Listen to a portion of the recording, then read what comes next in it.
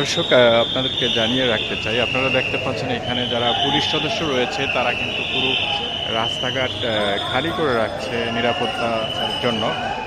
আর আমরা কিছুক্ষণ পর পর দেখতে পাচ্ছি রাস্তা দিয়ে আসলে সেনাবাহিনীর গাড়িও চলতে আমরা দেখতে পাচ্ছি।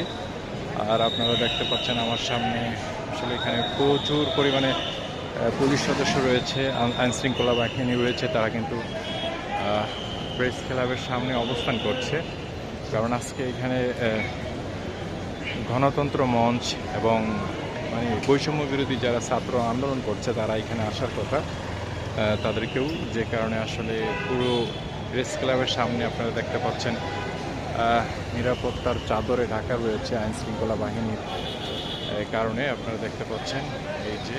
তবে এই এলাকায় এই মুহূর্তে একদম যানবাহন একদম বন্ধ করে দেওয়া হয়েছে। হয়তো কিছুক্ষণের মধ্যে কেউ এখানে আসতে পারে। আপনাদেরকে যদি দেখানোর চেষ্টা করি, এখানে কিন্তু সকল গণমাধ্যম এখানে এসে উপস্থিত হয়েছে।